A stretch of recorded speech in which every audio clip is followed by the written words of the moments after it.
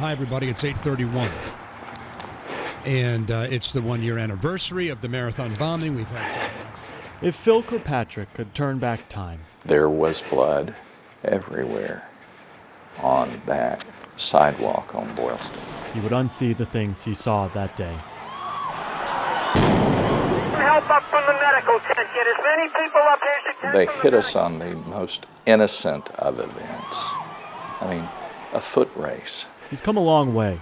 We all have. But to know how he got here is to know where this man has been. Just happened to be on that little speck on the planet where this hideous part of history rolled out. You got it! 11 minutes shy of 3 p.m. a year ago today, Phil was poised with his iPhone near the finish line of the Boston Marathon, trying to snap a photo of his girlfriend, Vicky.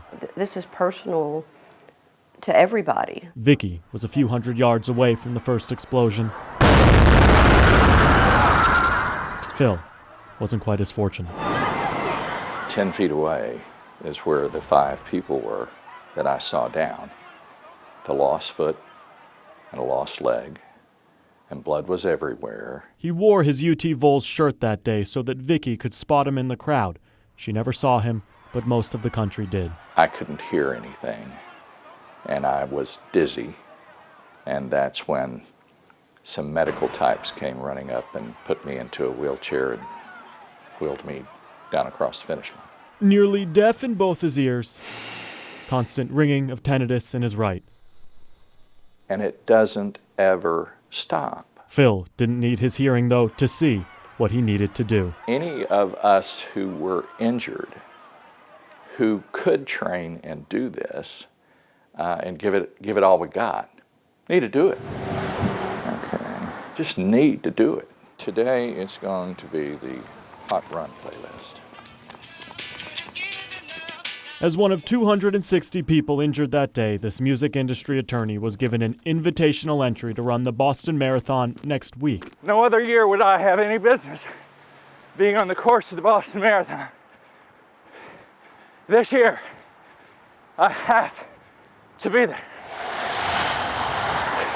60 years old, to artificial hips, and to ears that barely work, Phil's been out here every other day for the last 4 months. Boston strong. That's what it's about. He's never run a marathon before, probably never will again. And the finish line. Especially the finish line. I hope to see it. Phil, though, isn't running a 26.2-mile race. He is making a 26.2-mile statement. But compared to the poor folks who lost lives, lost limbs, I'm fine. I'm fine. Chris Conti, News Channel 5 HD.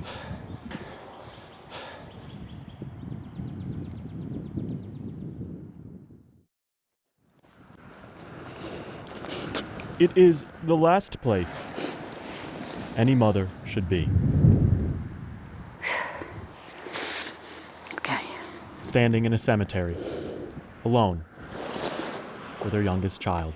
I think about what she would have been and how many lives of people that she touched for the good. 9 years have come and gone since Vera Dedman was forced to make her first trip here. I just wish I didn't have to come for her. 9 years later, to know grief is to see it on the face of this 74-year-old woman. And to think of how pretty she is and what she could have become.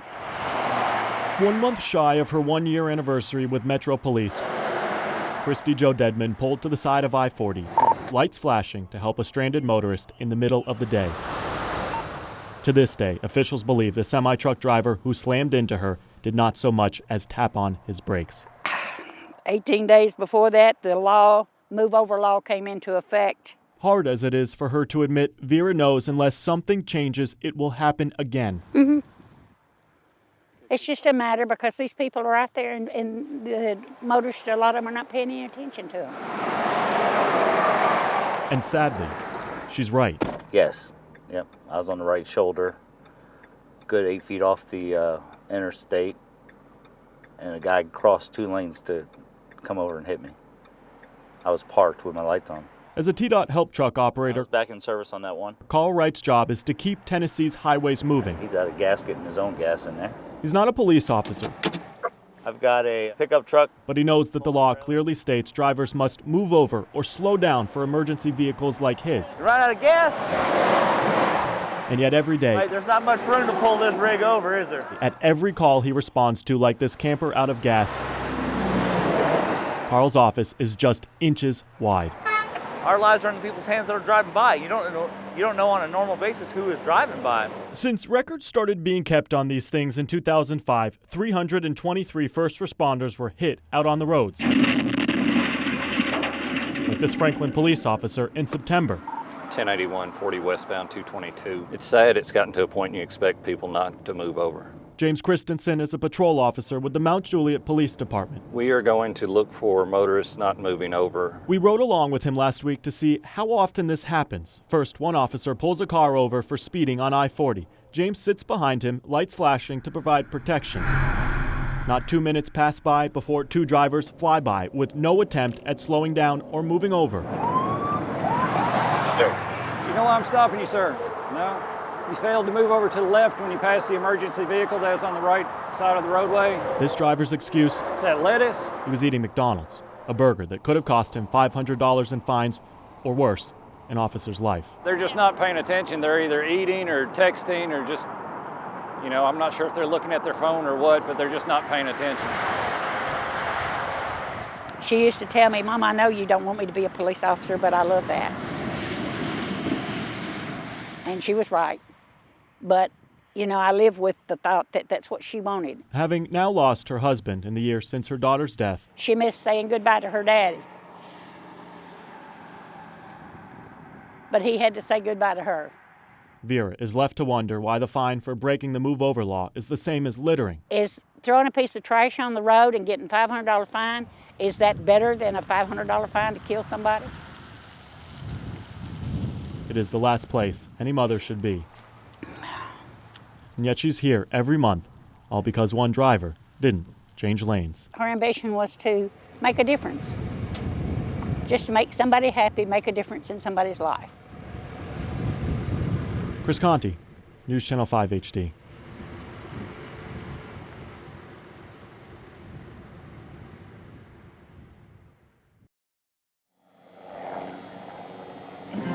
I've been singing my whole life, since I learned to talk. She knows what you're thinking. Saw you with your girl at the county fair. Really, it's the first thing people wonder these days. Time to realize we were never meant to be.